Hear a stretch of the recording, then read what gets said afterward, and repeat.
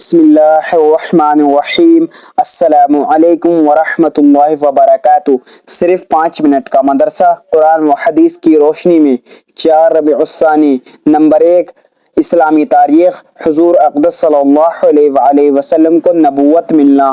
جب دنیا میں بسنے والے انسان صلاحیت و گمراہی میں بھٹکتے ہوئے آخری حد تک پہنچ گئے تو اللہ تعالیٰ نے ان کی ہدایت و رہنمائی کا فیصلہ فرمایا اور شرک و بدعت پرستی سے نکال کر ایمان و توحید کی دولت سے نوازنے کا ارادہ کیا، اور جس روشنی کی آمد کا ایک زمانے سے انتظار ہو رہا تھا اور محروم و بدنصیب دنیا کی قسمت جاگ اٹھی۔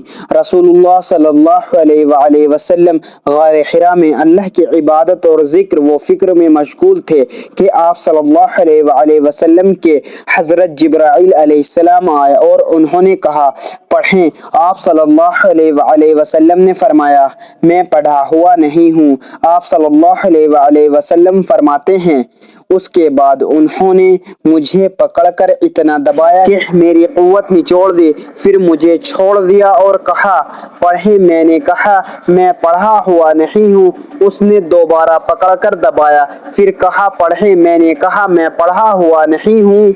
اس نے مجھے تیسری مرتبہ پکڑ کر دبایا اور چھوڑ دیا اور پھر کہا، پڑھیں۔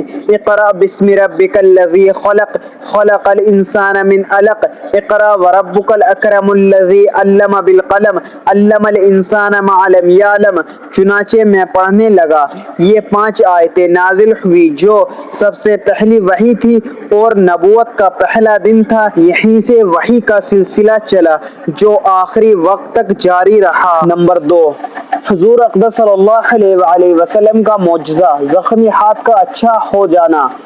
ایک مرتبہ رسول اللہ صلی اللہ علیہ وآلہ وسلم کھانا کھا رہے تھے، اتنے میں حضرت جرحد اسلمی حاضر خدمت ہوئے۔ رسول اللہ صلی اللہ علیہ وآلہ وسلم نے فرمایا، کھانا کھا لیجئے۔ حضرت جرحد رضی اللہ عنہ نے داہنے ہاتھ میں کچھ تکلیف تھی، لہٰذا انہوں نے اپنا بایاں ہاتھ بڑھایا تو رسول اللہ صلی اللہ علیہ وآلہ وسلم نے فرمایا، داہنے ہاتھ سے کھاؤ۔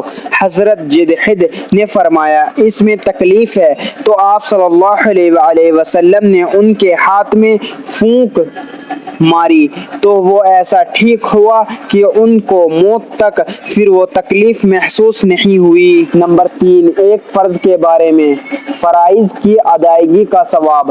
ایک آدمی رسول اللہ صلی اللہ علیہ وآلہ وسلم کی خدمت میں حاضر ہوا اور عرض کیا، یا رسول اللہ، اگر میں اس بات کی شہادت دوں کہ اللہ کے سوا کوئی معبود نہیں اور آپ اللہ کے سچے رسول ہیں، اور 5 وقت کی نماز پڑھتا رہوں اور زکوٰۃ دیتا رہوں اور رمضان کے روزے رکھتا رہوں اور اس کی راتوں میں عبادت کیا کروں تو میرا شمار کن لوگوں میں ہوگا؟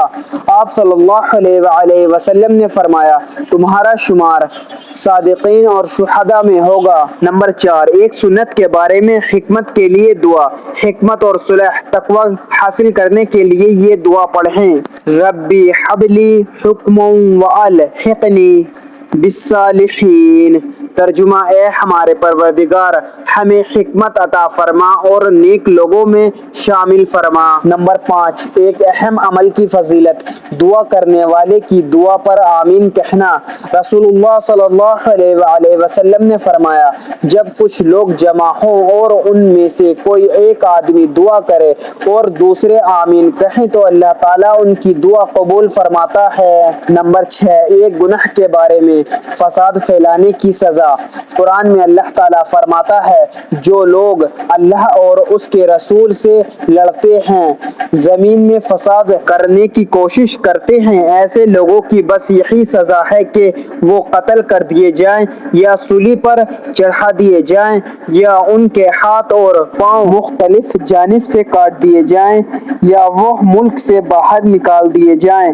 یہ سزا ان کے لیے دنیا میں سخت رسوائی کا ذریعہ ہے ہے اور آخرت میں ان کے لیے بہت بڑا عذاب ہے۔ نمبر 7، دنیا کے بارے میں۔ اللہ کی چاہت دنیا نہیں۔ قرآن میں اللہ تعالیٰ فرماتا ہے، تم تو دنیا کا مال و اسباب چاہتے ہو اور اللہ تعالیٰ تم سے آخرت کو چاہتا ہے۔ فائدہ: انسان ہر وقت دنیاوی فائدے میں منہمک رہتا ہے اور اسی کو حاصل کرنے کی فکر میں لگا رہتا ہے، حالانکہ اللہ تعالیٰ چاہتا ہے کہ دنیا کے مقابلے میں آخرت کی فکر زیادہ کی جائے، کیونکہ آخرت میں ہمیشہ ہمیشہ رہنا ہے۔ نمبر 8، آخرت کے بارے میں۔ سب سے پہلے زندہ ہونے والے رسول اللہ صلی اللہ علیہ وآلہ وسلم نے فرمایا، ہم دنیا میں سب سے آخر میں آئے ہیں، لیکن کل حشر یعنی آخرت میں جب سب کو جمع کیا جائے گا تو ہم سب سے پہلے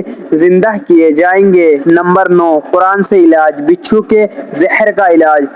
حضرت علی رضی اللہ عنہ فرماتے ہیں، ایک رات رسول اللہ صلی اللہ علیہ وآلہ وسلم نماز پڑھ رہے تھے کہ نماز کے درمیان ایک بچھو نے آپ صلی اللہ علیہ وآلہ وسلم کو ڈنک مار دیا۔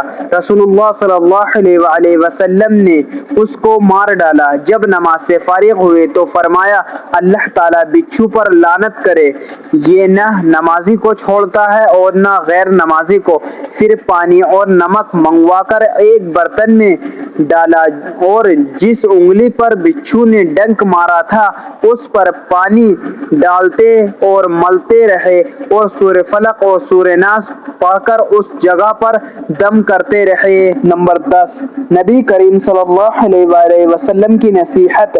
رسول اللہ صلی اللہ علیہ وآلہ وسلم نے فرمایا، تواضع اختیار کرو، کوئی شخص دوسرے کے سامنے فخر نہ کرو اور نہ ایک دوسرے پر زیادتی کرے۔ اللہ تعالی ہم سب کو ان پیاری احادیث مبارکہ پر عمل کرنے اور اپنی زندگیوں کو سنوارنے کی توفیق عطا فرمائے، آمین۔